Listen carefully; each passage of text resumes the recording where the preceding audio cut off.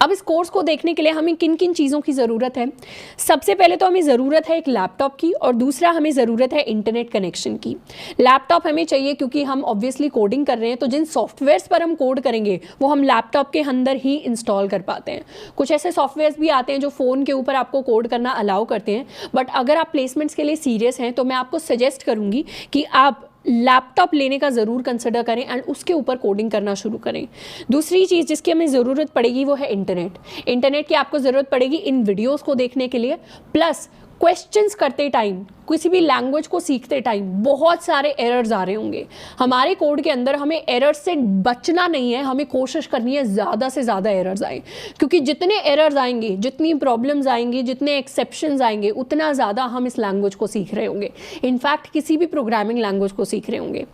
एक अच्छा कोडर वो नहीं है जो देखी दिखाई प्रॉब्लम्स को सॉल्व कर जाए। एक अच्छा कोडर वो है जिसके पास नई प्रॉब्लम आए तो उसको पता हो कि इसको सॉल्व करने के बेसिक तरीके क्या होते हैं। तो जब भी आपके पास कोई प्रॉब्लम आएगी, हो सकता है वो कोई एरर हो, कोई कंपाइलेशन एरर हो, कोई सिंटैक्स का एरर हो सकता है आपके कोड में कोई रन टाइम एरर आ जाए, कोई एक्सेप्शन आ जाए, आपका कोड रन नहीं कर रहा, आपकी विंडो के ऊपर कुछ कुछ लिखा हुआ आ रहा है पर आपको उसका मतलब समझ नहीं आ रहा। किसी सॉफ्टवेयर को आप इंस्टॉल करना चाहते हैं कोडिंग के लिए पर वो इंस्टॉल नहीं हो रहा, उसमें कुछ एरर आ रहा है।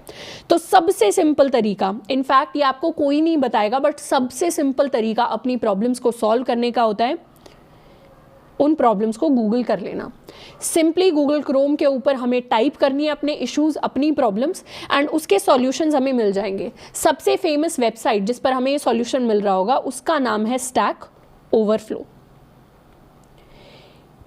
इस वेबसाइट के ऊपर बहुत सारे कोडर्स, बहुत सारे सॉफ्टवेयर इंजीनियर्स हैं जो मोस्ट एनकाउंटर्ड प्रॉब्लम्स के सॉल्यूशन लिख कर रखते हैं। अगर हम एक बिगिनर हैं तो 99.99% हमारे प्रॉब्लम का सॉल्यूशन हमें स्टैक ओवरफ्लो पे मिल जाएगा। इनफैक्ट गूगल पे तो मिल ही जाएगा। और बिल्कुल अगर हम थोड़े से 0.001% में आते हैं तो हम इस वेबसाइट के ऊपर लिख भी सकते हैं कि हमारा ये प्रॉब्लम है, एंड कोई ना कोई आकर हमें हेल्प ज़रूर कर देगा।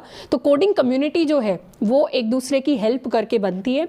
इसीलिए आप भी कोशिश करिए कि एक बार आप लैंग्वेज को सीख जाएंगे तो आप भी दूसरे प्रोग्रामर्स की, अपने जूनियर्स की हेल्प जरूर करें चीज़ों को सीखने के लिए। अब जो बिगिनर्स होते हैं कोडिंग में, उन्हें लगता है कि चीज़ें गूगल करना बहुत बुरी बात है, लेकिन एक फैक्ट मैं आपको बताऊं कि कंपनीज़ के अंदर भी, चाहे कोई गूगल के अंदर ही क्यों ना बैठा हो, यूट्यूब के अंदर बैठा हो, माइक्रोसॉफ्ट के अंदर बैठा हो, अमेजॉन के अंदर बैठा हो, सेल्सफोर्स के अंदर बैठा हो, काफ़ी सारे इंजीनियर्स अपनी काफ़ी सारी क्वेरीज डेली बेसिस पर गूगल करके ही उनको सॉल्व करते हैं।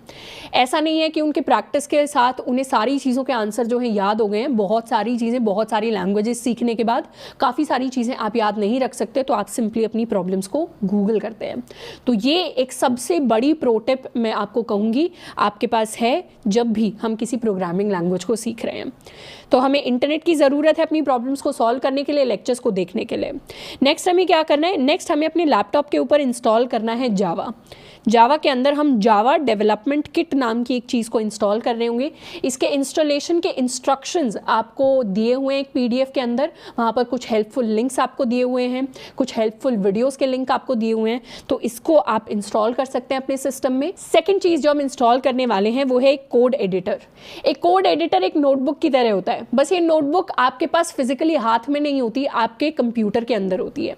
जिस तरीके से हम साइंस पढ़ते थे, मैथ पढ़ते थे, फिजिक्स पढ़ते थे, केमिस्ट्री पढ़ते थे, तो हम नोट्स बनाते थे नोटबुक के अंदर, डायग्राम्स बनाते थे नोटबुक के अंदर। उसी तरीके से जितना भी हम कोड लिखेंगे उसको हम एक ऑनलाइन नोटबुक के अंदर लिखेंगे, जिसको हम कहते हैं कोड एडिटर। एडिटर क्यों? क्योंकि हम अपने कोड को एडिट कर सकते हैं, उसको डिलीट कर सकते हैं, कॉपी कर सकते हैं, काट के नया लिख सकते हैं, इसीलिए इनको कोड का एडिटर कहा जाता है। और तीसरी चीज़ जिसकी हमें ज़रूरत होगी वो है एक नोटबुक और पेन। क्योंकि कोडर्स को लगता है कि वो बहुत स्मार्ट स्पीशीज़ है, और ये गलती मैंने भी कभी कभी शुरुआत में की थी। हम नोट्स नहीं बनाते, हम क्या करते हैं, सिंपली वीडियोस देखते हैं, उसको कोड करते हैं, फिर थोड़े बहुत असाइनमेंट कर लेते हैं। पर जब हम 4-5 टॉपिक कर चुके होंगे, उसके बाद 6ठे, 7वें, 8वें टॉपिक पर जाएंगे तो हम पुराने टॉपिक्स को भूलना शुरू कर देंगे। उस केस के लिए मुझे क्या करना है? उस केस के लिए मुझे एक नोटबुक और एक पेन खरीद कर रखना है, जिसके अंदर मैं अपने इंपॉर्टेंट कॉन्सेप्ट्स को, प्लस कुछ ऐसी चीज़ें जो मुझे नई सीखने को मिली, जो मुझे लगता है कि 2 महीने बाद मुझे याद नहीं रहेंगी, पर एक इंटरव्यू के लिए मुझे पता होनी चाहिए। उन कॉन्सेप्ट्स को मैं इस नोटबुक के अंदर लिख कर रखूँगी, और जैसे ही मेरे इंटरव्यूज़ अप्रोच करेंगे, जैसे ही मुझे दोबारा से अपनी लैंग्वेज को रिवाइज करना होगा, मान लीजिए किसी कॉलेज एग्जाम के लिए रिवाइज करना है या मेरा अमेज़ॉन का इंटरव्यू आ रहा है, तो इस केस में मुझे यहाँ से अपने नोट्स को दोबारा एक बार पढ़ लेना है ताकि इंपॉर्टेंट कॉन्सेप्ट्स को मैं रिवाइज कर सकूँ। तो ये बेसिक चीज़ें हैं जिनकी हमें ज़रूरत पड़ेगी इस कोर्स को शुरू करने से पहले।